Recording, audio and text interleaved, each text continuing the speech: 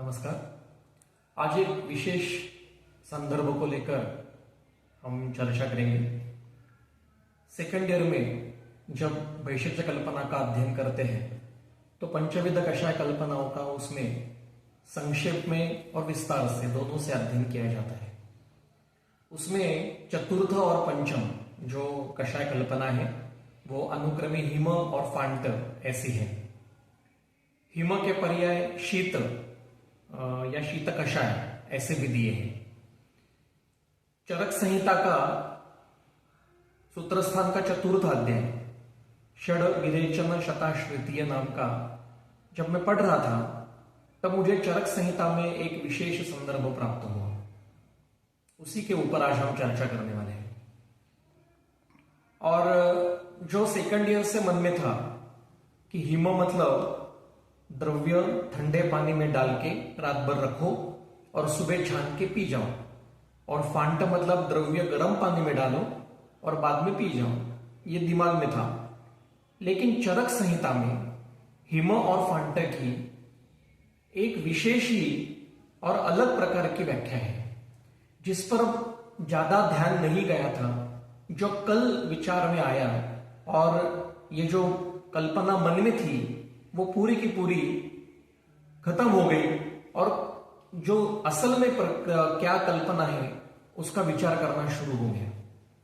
तो चरक का जो सूत्र है वो ऐसा है, द्रव्यात् आपोत्थिता तोये प्रतप्ते निशि संस्थिता कषायो यो अभिनिर्याति स शीता समुदारुता।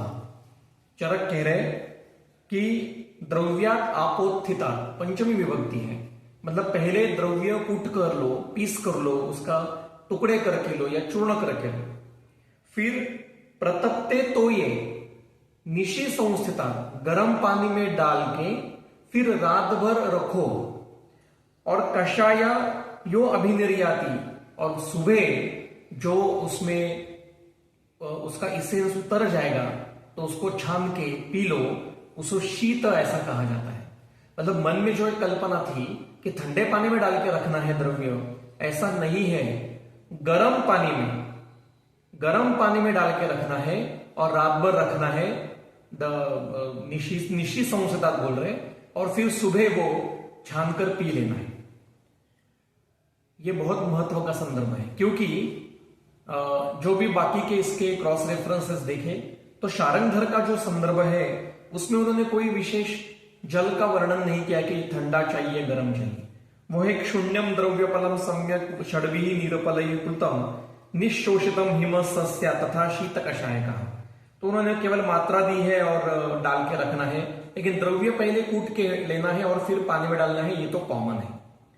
जब मैंने वैशिष्ट्य कल्पना के रसशास्त्र के कुछ विद्वानों से इसके ऊपर चर्चा की तो सभी का मत ऐसा आया कि नहीं, चरक संहिता का मत ज्यादा योग्य है। सिद्धिनंदन मिश्र जी के भी जो ग्रंथ हैं उसमें भी यही इस बताया गया है कि गर्म पानी में ही उसका जो एक्टिव पार्ट है वो उतरेगा। दो विषय उससे चर्चा में पता चले कि गर्म पानी क्यों लेना है, क्योंकि ठंडे पानी में तो कोई इसेंस आता नहीं। ठंडे पानी में डाल के रखने से कोई उसका केवल गंध या ऐसा कुछ होता है, जैसे हम उशीर द्रव्य का लेते हैं वैसा। लेकिन हमें वो द्रव्य का जो एक्टिव पार्ट है वो पानी में आना चाहिए, तो उसके लिए गर्म पानी ही चाहिए। दूसरा, गर्म पानी ये डिस्टिल्ड वाटर की तरह एक्ट करेगा, और उसके जो गुणधर्म है वो अष्टांग हृदय में संहिता में दिया है कि अध्याय 5 नंबर में अनभिषंदी लघुच तोयम क्वथित शीतलम।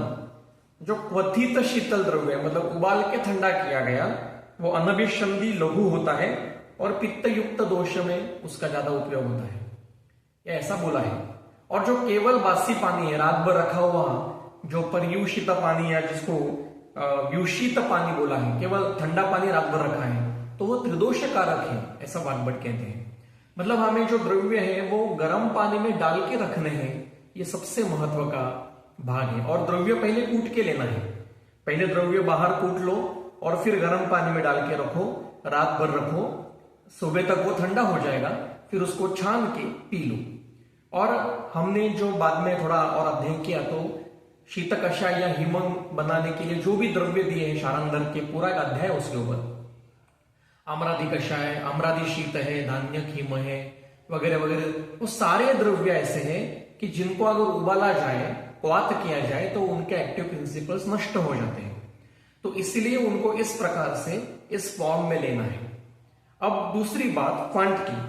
फांट का जो श्लोक है वो ऐसा है, क्षिप्त्वा उष्ण तो ये मृदितम तत्फांटम परिकीर्तितम। चरक का सूत्र है ये। मतलब पहले द्रव्य गर्म पानी में डालना है और गर्म पानी में डाल के फिर उसको मर्दन करना है या टुकड़े करने हैं या मसल लेना है, और फिर तुरंत उसको छान के गरम गरम गुनगुना ही पीना है। उसको रात भर नहीं रखना है। दोनों में फर्क ठीक से समझना है। शीत में क्या करना है या हिम में क्या करना है, तो द्रव्य पहले कूट लेने हैं, फिर वो गर्म पानी में डाल के रात भर रखने हैं। सुबह जब ठंडा हो जाएगा तो छान के वो पीना है। फांट में द्रव्य गर्म पानी में डाल के फिर उसको कूटना है या पीसना है, और फिर छान के ताजा ताजा गरम गरम पी लेना है। दोनों प्रक्रिया में फर्क है। और अगर आप हिम के द्रव्य देखोगे और फांट के द्रव्य देखोगे जिनका उपयोग किया है, दोनों द्रव्य अलग अलग है। जटामासी का फांट होता है और धान्यक का हिम होता है। तो ये क्यों हुआ है, इसके पीछे ये विचार किया गया है। एक इसी के ऊपर और एक संदर्भ प्राप्त होता है कि न च पर्युषितम देयम कश्चित कदाचित वारी जानता अम्लीभूतम कफोत्क्लेदी न हितम तत्पिपासते। जो कभी भी ऐसा कह रहे हैं उसी अध्याय में जलवर्ग में ही है कि कभी भी पर्युषित वारी देनी नहीं है, क्योंकि वो अम्लीभूत होता है, कफोत्क्लेदी होता है और पिपासा वगैरह में कोई उपयोग नहीं होता है। इसलिए केवल रात भर द्रव्य ठंडे पानी में डाल के रखने से उसमें औषधि गुणधर्म नहीं आएंगे। गर्म पानी में कूटकर द्रव्य बाहर कूटकर गर्म पानी में डालोगे तो ही उसके औषधि गुणधर्म उसमें उतर सकते हैं। तो चरक का जो ये सूत्र है, द्रव्यात आपोत्थितात् प्रतप्ते, प्रतप्ते बोला है, प्रकर्षण मतलब बॉइल्ड वाटर में द्रव्य डालना है और फिर रख देना है। वो धीरे धीरे ठंडा हो जाएगा और फिर सुबह उसको छानकर ठंडे स्वरूप में पीना है। उसको हिम कहते हैं। और फांट मतलब द्रव्य पानी में डालो, गर्म पानी में डालो और उसको फिर पीस लो या कूट लो और फिर छान के गरम गरम पीना है। उसको फांट कहते हैं। चरक चरक जी ने ये चतुर्थ अध्याय में ये बहुत महत्व का संदर्भ विस्तार से बताया। एक ग्रंथ है उसका एक केवल एक मैं आपको पढ़ के बताता हूं कि fragrant herbs may lose their active component by heating or boiling. Hence, for such dravyas, himakalpana is described, by which active ingredients can be collected in cold infusion form. तो कोल्ड इन्फ्यूजन मतलब ठंडे पानी में डालना नहीं है, उबलते हुए पानी में डाल द्रव्य कूट के डालो और रात भर रखो, ये हिम है। और द्रव्य उबलते पानी में डाल के फिर कूटो और छान के पी लो, ये फांट है। इसके ऊपर और चर्चा करनी चाहिए और अध्ययन करना चाहिए, लेकिन हिम और फांट की कल्पना हमारी स्वच्छ होनी चाहिए। क्योंकि प्रायः क्या हुआ है कि हम ज्यादा गुटी वटी या घृत या आसावारिष्टों का ही प्रयोग कर रहे हैं।